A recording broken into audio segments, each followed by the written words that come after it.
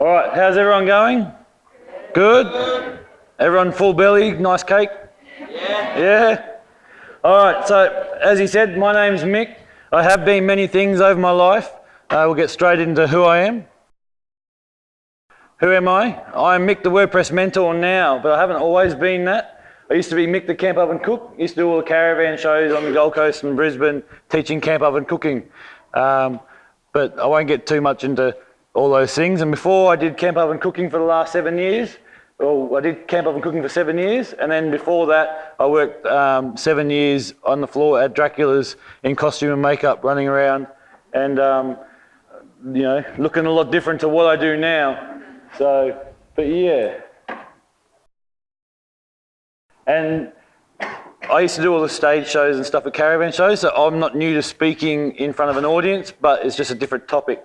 Paul, who gets around, he's here, does a Gold Coast meetup. A couple of months ago, he said to me, do you want to speak at your local meetup? And I said, no, what am I going to talk about? And he said, well, WordPress. And I've never done that before, but you know, I actually have, but just not in that topic. So just got to get my feet and have a go at doing something a bit different to, you know, shoveling coals and cooking damper. So I dismissed the idea straight away, but then, you know, went home and thought about it and decided that I was enjoying the camp oven cooking because I was helping people. So I'm now helping people with websites because I prefer that than doing the dev stuff and building and everything like that. I'd rather just come in, help people on their journey who are starting out.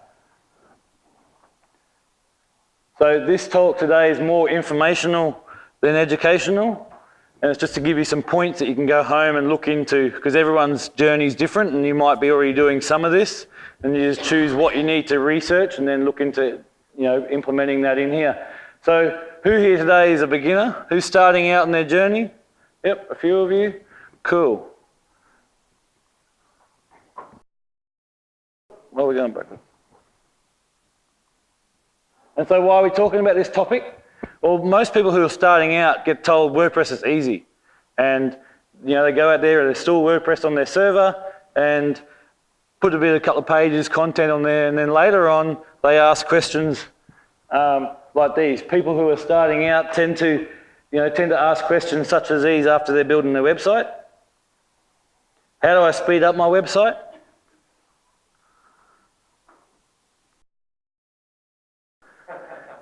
My images are slowing down my website. How can I fix this?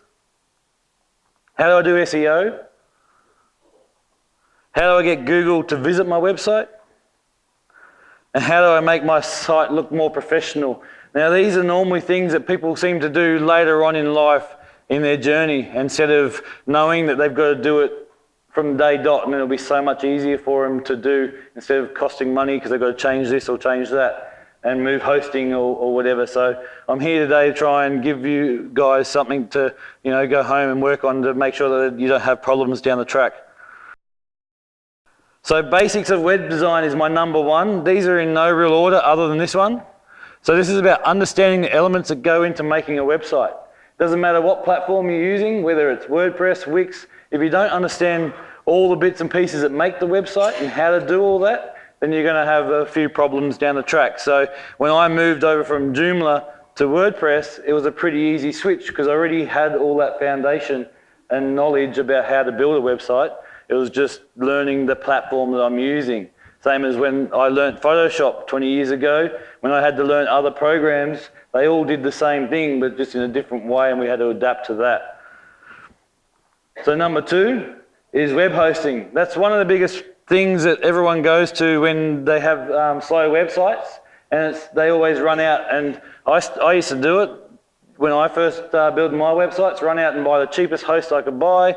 And you know, when you're looking at why it's slow, it is one of the main reasons, and people start out that because they haven't got the money. But it is best to start, you know, investing into something that is going to be better than the cheapest option, and then moving once you have moving and scaling to something better later on.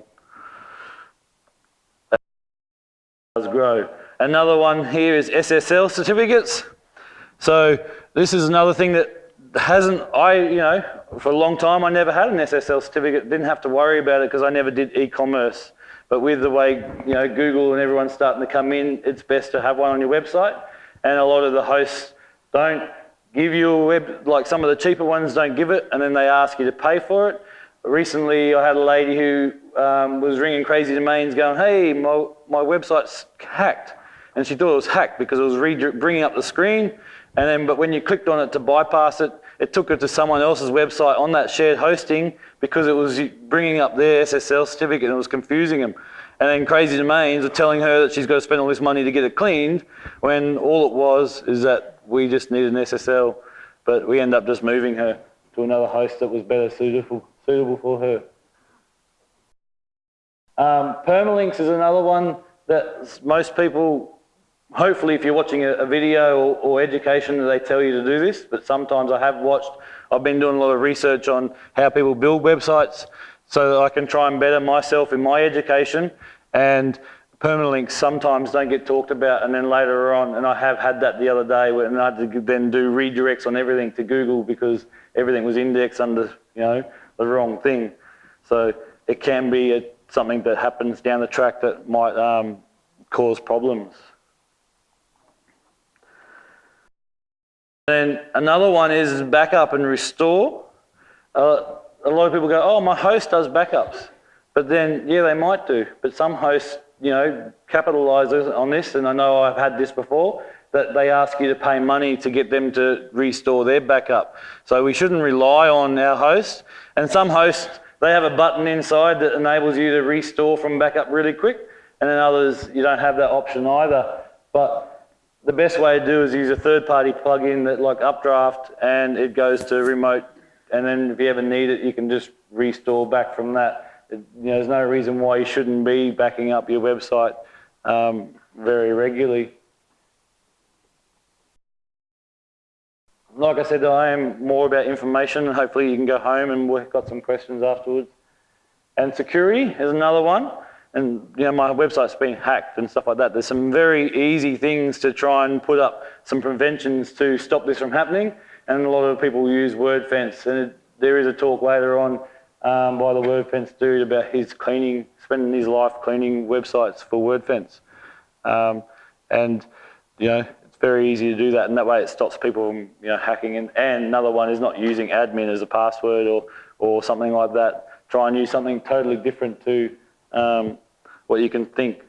A good one is using a password that is my grandma wears red socks instead of hash and slash and all the different little caps, because when they do the brute force attacks, they put a document full of information that just hits the website, and if you don't have something like WordFence stopping that from happening, then they might happen to get something that causes them to get in. And Google Analytics is something very easy, and it is very often that I see even websites that have been built by other people that have charged their money that don't install Google Analytics, and then you ask them questions and they're like, I don't know. And they can't tell you, and it's a good way to be able to track who's coming to your website and all those sort of things. So it's something that's good to have in set up when you're building your website. Even if you don't really look at it, it's good later on if you do get to a point, you've always got something to go back to because you've been collecting that data over the time. Even another good one is putting Facebook Pixel. Even if you don't use it straight away, it's collecting data of people who are visiting your website, and then when you do get into Facebook ads, you've already got data built up on your audience that you can target them instead of just paying, boosted posts and all that sort of stuff. Google Search Console is another important one to set up that it helps, the way Google manage your website and how Google sees your website. So if you can go in there and submit your sitemap, you can, get pages removed from Google and see what errors are coming up. And it's something that, when you want to do redirects and stuff, it's very handy to have installed. So these are flying through. And search engine optimization. Now, this is a huge topic and we can spend all day talking about it, but the best way to do is install things like Yoast and start doing a bit of on-page, even if you don't do a lot of all the other stuff that it requires. having that, and you can define all your meta titles and permalinks and all that sort of stuff, and your keywords and things like that, and put that all into play. It's really handy to build that. And not only do you do it on your pages and your posts, if you've got categories on a blog, they all should be set up with Yoast as well and put all your index, but you can spend all day talking about that. But this is just something you can go home and go, hey, I need to look at doing some SEO on my website. What do I do now? And you can get out Mr. Google and find a lot of stuff. Another one that people have is slow down websites is not optimizing their images. And the best way that I find is to make sure that I optimize them before I even put them onto my website, and don't just rely on a plugin to smush it afterwards. And using Photoshop or any of those other things out there, and there are a lot of online ones if you don't have those skills or tools. But I've been using Photoshop for a long time, and I do a lot of stuff in there that you should be using in Illustrator or another program because it's easier, but I just manually, drawing my little man, I'd rather do that in Photoshop than Illustrator. I think that's all my slides. I've thrown through those pretty quick. Like I said, it was informational.